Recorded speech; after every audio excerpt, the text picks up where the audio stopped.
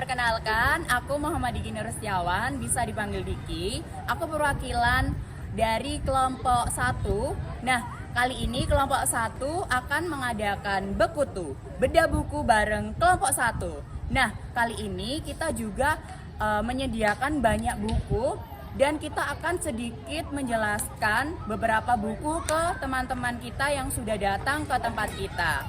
Nah, sebelum itu kita akan perkenalan dulu dengan anggota kelompok. Yang pertama ada Sari Wulan Suci.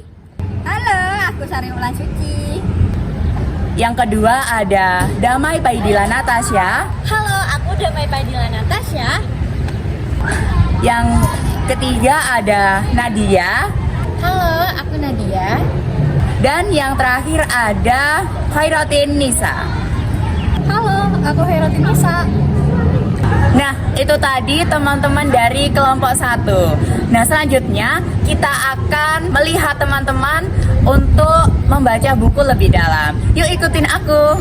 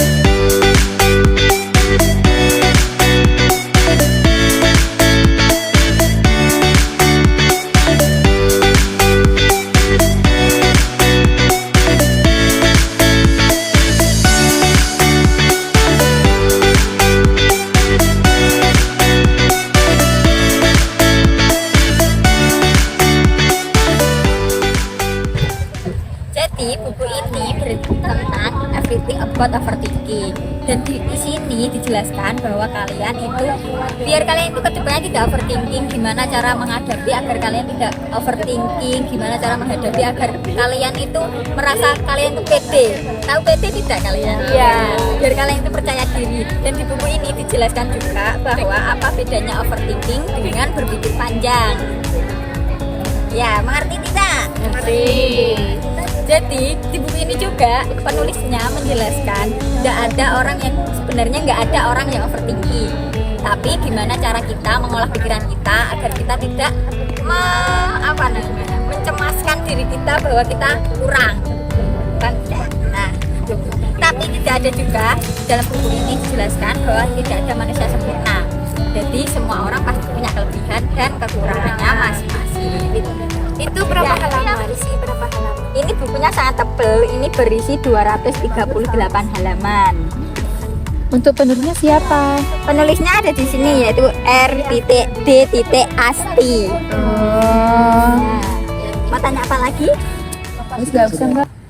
Nah, setelah kita mendengar salah satu teman kita menjelaskan, lanjut untuk ke teman satunya menjelaskan salah satu judul buku.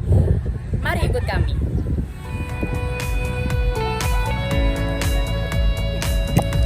Jadi novel ini tuh ngajarin gimana pentingnya kesabaran, kerja keras, dan konsistensi dalam mengejar tujuan.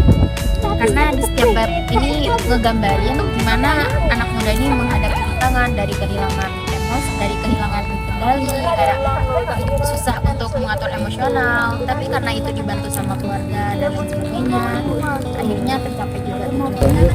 Jadi apa yang bisa dipelajarin, apa yang bisa dipetik dari buku ini apa? Nah, jadi buku ini itu ngajarin pembaca supaya untuk gak mudah menyerah, karena ya sesuai dengan judulnya, semua ada prosesnya. Nah, dari teman kita yang kedua, kita bisa menyimpulkan kalau kita harus berpikir positif dari buku kedua itu tadi. Nah, selanjutnya kita akan ke teman yang ketiga, kita akan menjelaskan buku yang ketiga. Yuk ikuti aku. Jadi buku ini judulnya Berandal Bandung, karyanya Jiwa Raga. Nah, di dalam buku ini terdapat seorang tokoh utama namanya Harugo.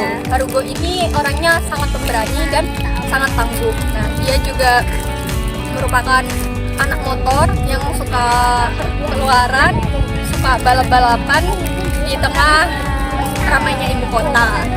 Dia juga punya cewek namanya Melisila. Dia itu kayak obatnya, sumber obat dari Haruko. Dia itu kayak penglipur hatinya dari Haruko. Nah, di tengah cerita ini terdapat konflik di mana Haruko memiliki masalah yang cukup besar dengan Melisila, sehingga mereka berdua harus merelakan hubungan mereka. Nah, di buku ini terdapat juga 360 halaman yang dimana akhir dari cerita ini yaitu pengorbanan Haruko untuk Melisila, ujungnya yaitu harus merelakan Melisila. Ini seperti itu. Jadi apa sih kesimpulan dari buku ini? Kesimpulan dari buku ini yang berjudul Berandal Bandung ini, kita harus merelakan seseorang yang kita cintai walaupun itu sangat berat. Nah, setelah kita mendengarkan teman kita yang ketiga, kita akan datang ke teman kita yang keempat yang akan menjelaskan dengan judul buku Dear Myself. Yuk ikutin aku.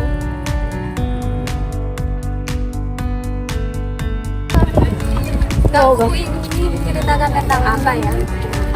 Buku ini berjudul tentang novel Dear Myself, merupakan novel karya Eriska Febriani yang dikenal sebagai penulis Dear Nathan.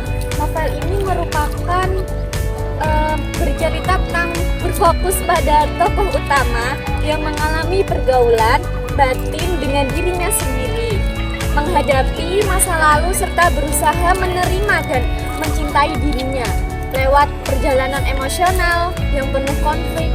Novel ini menggambarkan bagaimana dengan diri sendiri untuk menemukan kebahagiaan sendiri. Di akhir novel ini juga ada kata-kata yang bagus, yaitu terima kasih sudah bertahan sejauh ini, terima kasih tetap mengeluh, tetapi tanggung jawab tetap dilakukan dengan sempurna. Terima kasih sudah menangis ketika pikiranmu sangat berat. Terima kasih sering sambat ketika hatimu ruyam tak bersahabat. Berarti ya. Nah, setelah kita melihat dari teman-teman kita menjelaskan buku-bukunya, saat ini waktunya untuk bertanya kesan dan pesan bagaimana teman-teman yang mengunjungi ke tempat kita, bagaimana perasaan ketika membaca buku dan mendengarkan penjelasan dari teman-teman kita. Yuk tanya ke salah satu teman kita. Kak, boleh bertanya? Boleh. Nah, setelah kakak telah mendengarkan dari penjelasan teman kita, terus kakak juga baca sendiri, bagaimana first impression untuk dari buku ini? Jadi kan di sini kan saya tuh sempat baca dan beda buku dengan kakak yang di sini, yang bukunya berjudul Semua Ada Prosesnya. Di sini saya bisa mengambil kesimpulan bahwa sebenarnya kita itu nggak boleh membandingin diri kita dengan orang lain, karena proses orang-orang itu sebenarnya beda-beda. Dari kita lahir juga prosesnya kan berbeda-beda. Mungkin dari kakaknya, apakah ini itu salah satu pengalaman yang terbaik? Mungkin ya, karena aku baru baca sih ini Kak. Baru denger juga penjelasannya. Kan kalau baca singkat itu kan nggak mungkin bisa secepat ini kan. Jadi ketika udah dibedah buku ini nggak perlu baca terlalu lama untuk tahu isinya apa. Ya, terima kasih ya kak. Sama-sama. Nah, setelah kita mendengarkan satu teman kita akan mencari teman-teman yang lainnya untuk kita tanya bagaimana perasaan ketika mereka melihat atau mendengar bedah buku ini. Mari ikut aku. Hai kak, gimana perasaan kakak ketika mendengarkan bedah buku dari kelompok 1 ini? Tentunya sangat senang ya kak, karena kita tidak perlu susah payah baca buku dari awal sampai akhir. Tentunya kita tuh bisa langsung ke intinya bukunya juga. Jadi sangat senang sekali. Wah, terima kasih ya kak sudah datang ke tempat kita untuk mendengarkan bedah buku dari kelompok 1 ini. Iya, sama-sama. Nah, bisa dilihat teman-teman, kita sebagai remaja harus bisa menghargai waktu. Terus kita juga harus memanfaatkan buku. Jadi ada satu lagi teman kita akan menanyai bagaimana pesan buat anak muda di luar sana. Yuk ikutin aku. Hai kak. Gimana perasaan kakak ketika membaca buku di kelompok satu ini? Nah, terus juga aku minta satu pesan atau satu motivasi buat anak muda biar tetap melestarikan budaya literasi. Dari kakak-kakaknya yang sudah mengerjakan buku ini, mungkin itu sudah menjadi remaja-remaja yang malas baca buku dan hanya mendengarkan saja tentang buku ini, karena itu bisa saja mereka udah ngerti dan mungkin tertarik untuk membaca buku. Dan tadi saya nggak bertanya-tanya tapi hanya mau membaca buku ini. Buku ini menjelaskan tentang Tuhan beri aku alasan. Jadi untuk pesan saya dari buku ini, jangan pernah menyerah untuk melakukan hal apapun, karena kalau kalian tidak mencoba itu tidak akan mempunyai pengalaman dari sebelumnya. Sudah. Wah, terima kasih, sangat berguna untuk pesan-pesannya. Terima kasih juga sudah datang ke tempat kami, Kak. Nah, setelah kita mendengarkan pesan-pesan dan kesan dari teman-teman yang udah datang di tempat bedah buku kita, mungkin itu saja. Terima kasih sudah menyaksikan dan sudah datang di bedah buku bareng kelompok 1 atau begitu. Bye-bye. Halo Kak, kalau boleh tahu lagi ngapain nih? Lagi baca buku. Oh, lagi baca buku. Nah, kakaknya kan suka literasi nih. Kira-kira tahu nggak tagline bahasa Indonesia itu gimana? Enggak.